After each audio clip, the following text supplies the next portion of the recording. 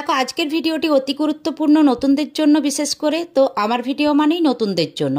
তো দেখো হাতাতে এই যে লাইলিং অ্যাটাচ করব, তো কিভাবে করব সেটাই দেখে নাও। আর এটা কেন গুরুত্বপূর্ণ বলছি, কারণ এই যে হাতা জয়েন্ট করার আগে লাইলিংটা যে অ্যাটাচ করবে তার কিন্তু উল্টো সোজা তোমাকে মনে রাখতে হবে।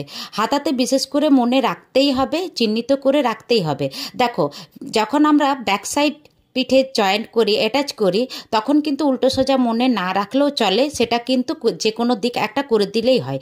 কিন্তু হাতাতে যখন আমরা লাইলিং অ্যাটাচ করব মেন ফেব্রিকের সাথে, তখন কিন্তু আমাদেরকে উল্টো সোজা মনে রাখতে হয়, কারণ দুটো হাতা দুদিকের থাকে, ডান দিকের বাম দিকের। যদি উল্টো সোজা মনে না রাখি তাহলে হাতা দেখবে কমপ্লিট হয়ে গেছে, তারপর দেখব দুটো হাতা হয়তো একদিকের হয়ে গেছে। তাহলে যদি উল্টো সোজা চিহ্নিত করে রাখি তাহলে কিন্তু দুটো হাতা দু হাতের হবে। তো কেন দুটো হাতাকে বলছি চিহ্নিত করে, কারণ তালপাট কাটিং থাকে, আর তালপাট কাটিং করা থাকলে কিন্তু উল্টো সোজা চিহ্নিত করে এইভাবে কিন্তু সেলাই করে নেবে।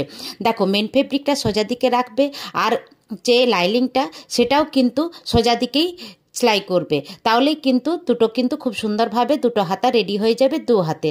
তো এই ছোট ছোট ব্যাপারগুলো মাথায় রেখে কাজ করবে, অন্যমনস্কভাবে কাজ করলে কিন্তু সেলাইয়ে খুব ভুল হয়ে যায়।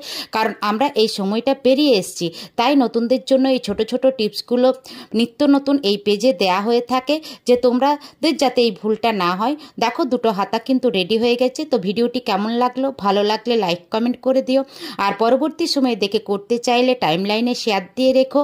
আর দেখো নিত্য নতুন টিপস পেতে থাকবে, ফলো দিয়ে পাশে থেকো।